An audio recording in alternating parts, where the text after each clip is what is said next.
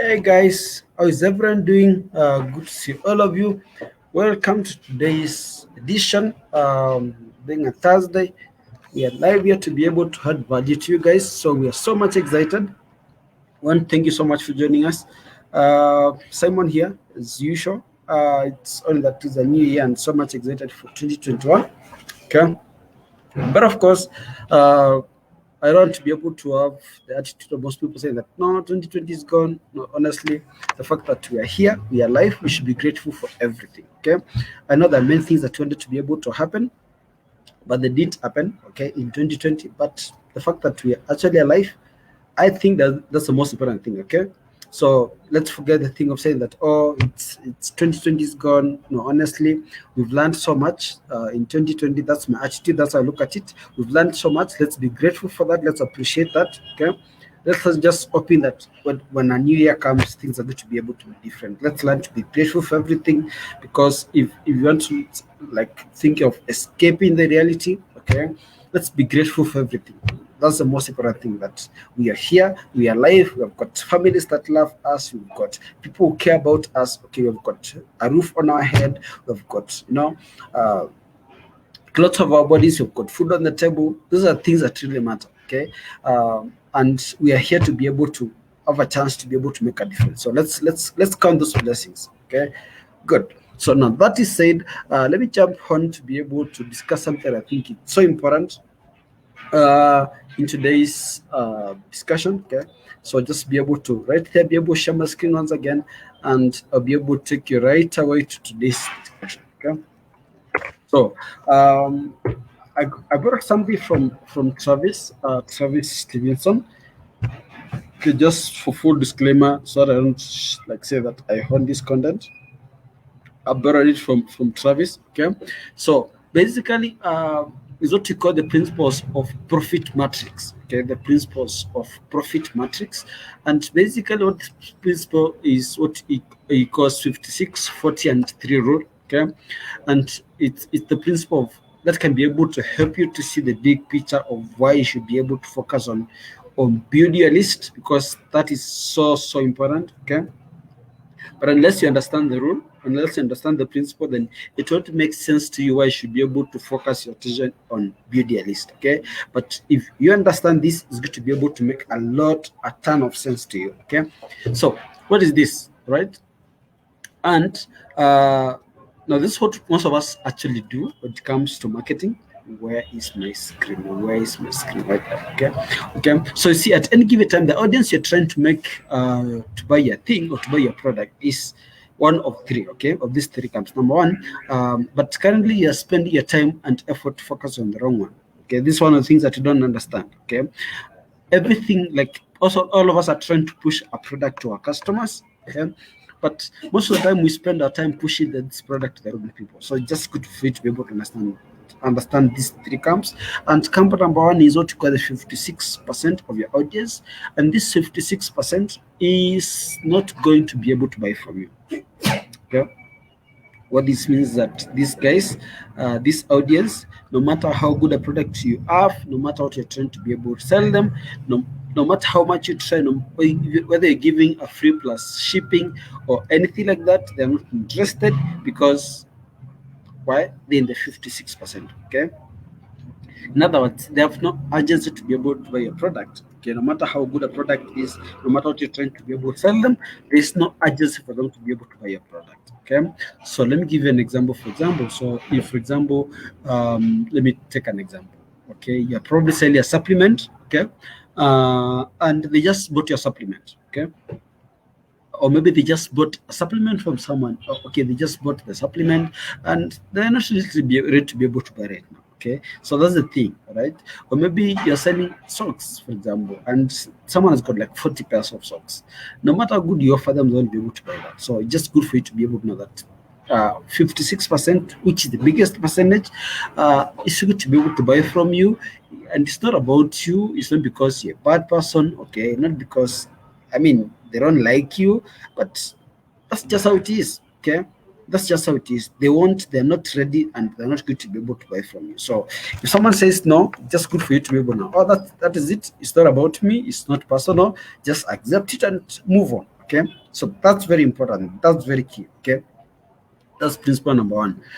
Group number two. Okay, group number two is camp number two, and this is the 40% of your audience. Okay, and these people are likely to buy something from you. Okay, let me just make my screen a little bit bigger for to be able to see. Okay, this audience is likely to be able to buy something from you, but not just now. Okay, they don't need that product right now. Okay, they'll be able to buy the product sometime in the future. Okay, in their buyer life cycle. Okay, which varies based on what you're selling. If it's a low ticket product, definitely be able to buy over and over and over again. But if it's a long term, if it maybe something like a car or maybe like a shoe, because the average man will be able to buy a shoe maybe once a year or something like that. Okay, so the thing is that they'll be able to buy sometime, but not just now. Okay, so maybe this client, I'm just saying this for you to be able to look at the big picture. Okay, maybe this client that you've been pushing, okay, for them to be able to buy your product, but then you're wondering, why is it they're not buying your product? Why are they not interested? Okay, is it because they don't like you? But Okay, some people won't like you, and that's okay. But again, just understand, look at it this, it's a principle. Okay, so they want to be able to buy, but maybe this is not just the right time for them to be able to buy. Now, this is the biggest mistake that most people do. Okay, you run a campaign, okay, or you reach out to somebody, you want them to buy your product, and they say no. Okay, and you're like, oh no, okay, fine, you quit, right? But then what you don't realize is that this person didn't say no because they're not going to be able to buy at all. They just say no because it's not the right time for them. So all they need is more time, okay, for them to be able to come back and buy from you. Or maybe you're running a Facebook campaign and you're showing these products to your customers. Okay, you want them to be able to buy the product, but then they're like, no, I mean, they just come to the website and they don't buy, they leave. Okay, now this is the biggest mistake that most businesses make. They'll be able to show this ad to customers. The customers will be able to come to to their landing page or maybe to their sales page, and they'll be able to leave. Okay, and there's no way you'll be able to capture this information unless you're willing to spend more money. Okay, that's number one. Either through a Facebook pixel to be able to bring them back to your landing page, of course, or most of them just let that audience slide out like that, and they never do anything about it. Okay, but what I'll do is that I'm going to show you maybe in one of our videos, maybe the video after this, I'll be able to show you very quickly how you can actually be able to capture this audience and always keep marketing to them. Okay, and not through email. Don't think about email marketing because that's something we do later on. But definitely, I've got a story that I will be able to show you that can be able to like capture their attention there and then, and you can be able to keep marketing to them at zero cost. Okay, forget about retargeting, forget about all those things. Okay, so it's good to be so awesome. Okay, so now let me move to the next one here, yeah, which is camp number 3, and this is a 3%, okay, of your audience will be able to buy from you or someone like you. Okay, they'll be able to buy the product that you are selling either from you or from somebody else right now. They want the products right now. Okay, they need the thing you are selling and are actively in the market. Okay, this camp is one every business owner focuses on, but as you can see, okay, it is the smallest camp, so the real money isn't in this camp. Now that's very important. Okay, so most business owners will be able to focus on the 3% because there's where people are willing to be able, people want like instant results. They want to be able to get customers now and here, okay, or here and now, but there's not a lot of money because it's only 3%. Okay, now so most businesses, especially small business owners, they'll be able to focus on this population. Okay, and monetizing this camp will be able to help your business to be able to break even, but it's not profitable. Okay, you'll be able to make money today and tomorrow, but then you can't be able to make money in the long term. Okay, so, and this is where most small businesses owners focus on. This is where people who are in affiliate marketing focus on. This is where people who are in network marketing focus on because they want to be able to make the money like right now. Okay, but it's not really sustainable. Okay, so here we figured out a way that to go after the 40% while capturing the 3%, and this has allowed us to be able to break even immediately while profiting on day 2, more on day 3, more on day 4. Okay, more on and more on. Okay, you get the point of where I'm going, right?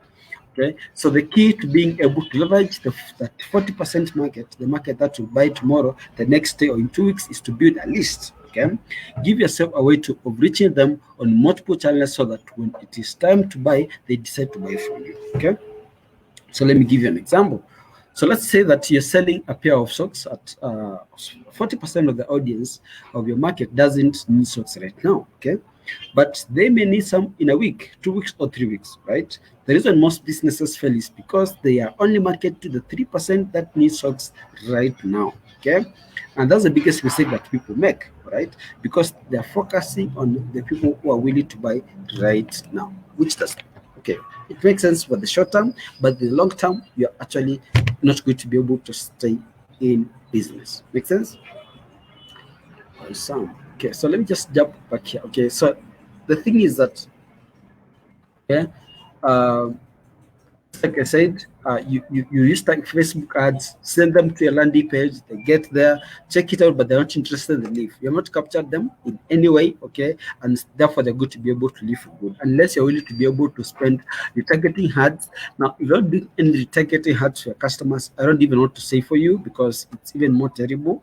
Okay, but of course, those guys know how to do marketing. They'll be able to spend more money, do retargeting. Of course, they say that retargeting ads are cheaper. Okay, but anyway, you still have to be able to spend money. But here's the thing. But if you had gotten that person on your omni-channel marketing, okay, they would have continued to receive marketing from you, and when they need the socks, okay, there you are, guys. You'll be able to make money right away. Okay, so I see this as the number one problem that most entrepreneurs face in their business. They are only focusing on the 3% that you buy right now, which is okay, is only a break-even strategy, right? You can reach the 40% in many different ways. The most difficult of which is to build a brand. Fortune 500 companies do this. Okay, it's an unmeasurable metric that exists in the clouds that may eventually result in results. Okay, so the thing is that you cannot really be able to make like right away. And I was actually having a discussion with some friends of mine, and actually that I was asking them, how do you plan to do marketing for your business?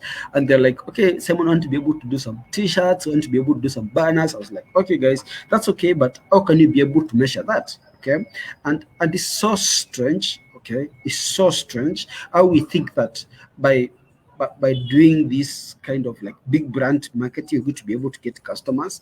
I know in the long term it may be able to get you customers, but I will want to focus on something that really gives me tangible results. Okay, so that's the thing, guys. Okay, so you need to be able to understand that most of the people who are going to be able to buy from you, okay, 56% will be able to buy from you, and that's okay. But there's a 40% that may be able to, has got a likelihood of being able to buy from you or buy from someone else. But of course, I'm sure you want them to be able to buy from you. Then there's a 3%, okay, that is good to be able to buy right now. And most of the time we are chasing that right now. And that's why it's so important to be able to build your list, because having a list, you can be able to market to these people anytime, anywhere, all the year round. Okay, you can be able to keep pushing these notifications to them and be able to market to them. So very quickly, let me jump in the next like 2 minutes, be able to jump about list building. Okay, an omni-channel list is that which allows us to be able to reach our prospect in multiple channels at the same time to ensure they see our message. Okay, and we are very lucky to be able to be alive right now because this was not even possible 5 years ago. Okay, and we could only rely on email marketing. But fast forward today, and the largest email marketing company, MailChimp, has even said that the average open rate of an email is 16%, guys. 16%. This means that if you've got an email list of 1,000, which most of us don't even have, let's be honest, guys. Okay, if let me see if you are like if you can tell me that, Simon, I don't have a email list of 1,000 people, you can just comment. Okay, give me a 7. Okay, or maybe if you've got an email list of, if you don't have an email list, let me put it this way, there's nothing wrong with that. Okay, if you don't have an email list, I also don't have that. If you don't have an email list of less than of at least 1,000 people, okay, just give me a 7 in the chat. Okay, most of us don't have that email list, but let me give you a case study of someone who has got an email list of 1,000 people. Okay, that means that if you send that email to 1,000 people, 106 people are going to be 60 people are going to be able to open your email. Okay, and a third of these people will be able to, that means 54 clicks. Just imagine that. Okay, that's 54 more clicks than you would get without an email list. But the last 4 years, we've been leveraging a better way of communicating with our prospects, a better way of building a list, okay, to make a bigger impact. Okay, and that's what we call a Facebook Messenger, guys. Okay, so I need to think about this. Like Facebook messages are actually 80% converting. They convert better 80% as compared to any other form of marketing. Okay, we recently ran a campaign. I'll be able to talk about that going forward. We recently ran a campaign whereby a messenger bots or maybe a Facebook message that we sent to our subscribers converted 14 times better, okay, as compared to any form of marketing. So it's really powerful. Okay, so here's the thing, guys, right? So I'll be able to show you that as we go forward, how you can be able to use Facebook Messenger to be able to get more leads. But just understand that the focus of this, and that will be maybe the next video. But the focus of this is to be able to focus on still by collecting, but as you collect email addresses, okay, how can you make sure that you increase your conversions? Because I know that, I mean, we are mere marketers, we don't have so much, okay, we don't have a lot of money to be able to do marketing, we don't have a huge budget like the big companies, okay, like the giant companies, but with the little that we have, what can you be able to do? Okay, so please, we'll be able to jump you back to that, but please stay tuned. If you watch this video as a live, please comment live. Okay, if you're watching the replay, comment replay for me to be able to know that you really get it, you really love this video, and definitely that to be able to encourage us to be able to create more content. So, and thank you guys for jumping in here. Please remember that keep moving with those prospects from 40% to 3%. Okay, that's the focus, because a bigger number of your customers are in the 40%. But when you connect with a customer and you forget about them, that's a sale that you have lost. But keep them in touch. I'll be able to show you in the next video how to stay in touch. So make sure to check that out, guys. If you're not yet in the group, join the group. Okay, if you're in the group, comment right now for us to be able to know that you're really watching this and you're enjoying the content. Otherwise, thank you so much for showing up today, guys. I'll be looking forward to be able to see you in the next one.